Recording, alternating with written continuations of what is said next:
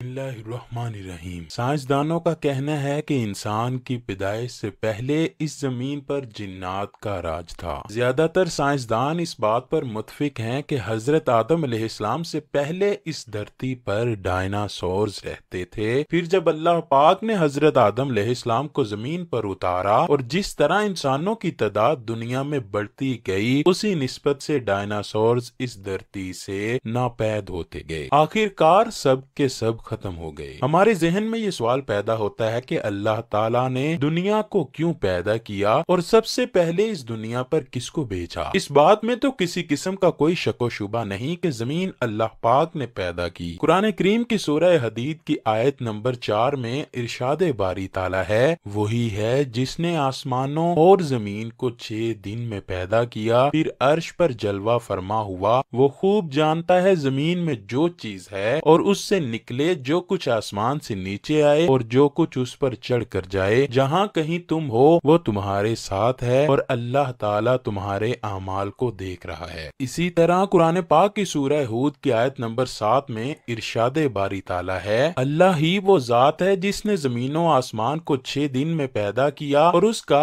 अर्श पानी पर था। हजरत इमाम अहमद बिन हम्बल रिवायत लिखते हैं कि नबी करीम सल्लल्लाहु अलैहि वसल्लम से किसी सहाबी ने दरियाफ्त किया, ए अल्लाह के नबी, जमीनों आसमान को बनाने से पहले अल्लाह कहाँ था? हुजूर अकरम ने फरमाया कि वो अपनी इमाम में था। आप सल्लल्लाहु अलैहि वसल्लम ने फरमाया कि तब यहाँ कुछ न था। फिर अल्लाह पाक ने सबसे पहले पानी पर अपना अर्श पैदा किया। बहुत ज्यादा रवायात में है कि अल्लाह ने सबसे पहले कलम को बनाया। फिर अल्लाह ताला ने कलम को हुक्म दिया कि तू क़यामत तक होने वाली हर चीज के बारे में लिख दे। अल्लाह पाक के हुक्म की तामील करते हुए कलम ने लोहे महफूज पर लिखा। बुखारी शरीफ में है कि यमन से एक काफिला आप सल्लल्लाहु अलैहि वसल्लम के पास आया। उन्होंने कहा, ए अल्लाह के नबी, हम सब आपके पास दीन की तालीम लेने आए हैं। हम लोग इस सोच में हैं कि अल्लाह पाक ने इस जमीन पर सबसे पहले किसको पैदा किया। नबी करीम सल्लल्लाहु अलैहि वसल्लम ने फरमाया कि बस अल्लाह ताला था, उसके अलावा कोई ना था। अल्लाह पाक पानी पर राज कर रहा था। फिर अल्लाह ताला ने कलम को बनाया और उसको हुक्म दिया कि लोहे महफूज पर हर एक शय को लिख दे। कलम ने अल्लाह के हुक्म की तामील की। फिर जमीनों आसमान को अल्लाह ने पैदा किया, यानी कि सबसे पहले पानी, उसके बाद कलम, फिर कलम से सब शय को लिखकर महफूज किया। उलमा कराम फरमाते हैं कि कलम के बाद लोहे महफूज को बनाया गया। फिर कलम ने अल्लाह के हुक्म से हर शय को लोहे महफूज पर लिख दिया। उसके बाद आसमानों जमीन को बनाया गया। अल्लाह पाक ने इस तरतीब से चीजें पैदा की।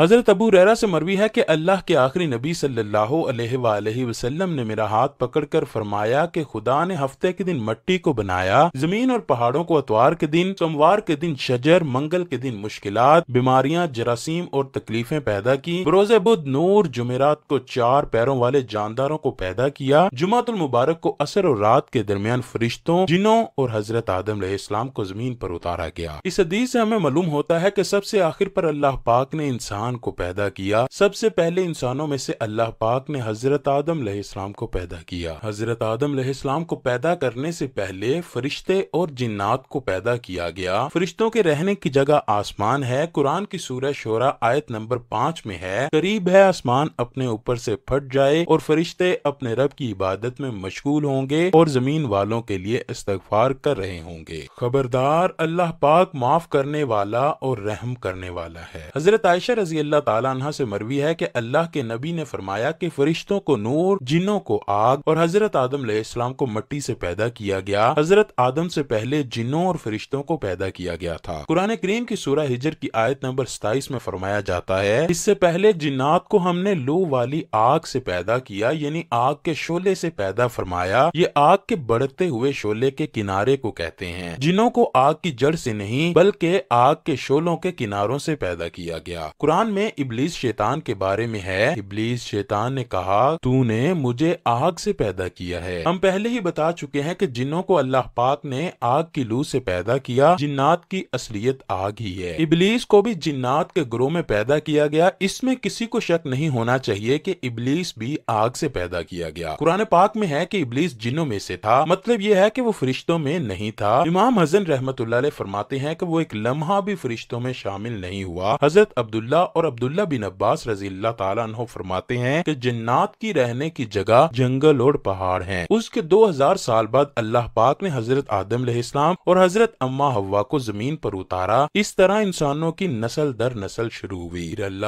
پاک ایک دن قیامت برپا فرمائے گا، جس طرح یہ دنیا وجود میں آئی اسی طرح یہ ختم ہو جائے گی۔ اللہ پاک سے دعا ہے کہ وہ ہمیں مرنے سے پہلے نیک عمل کرنے کی توفیق دے اور ہمیں نبی کریم صلی اللہ علیہ وآلہ وسلم سے بے پناہ محبت عطا فرمائے۔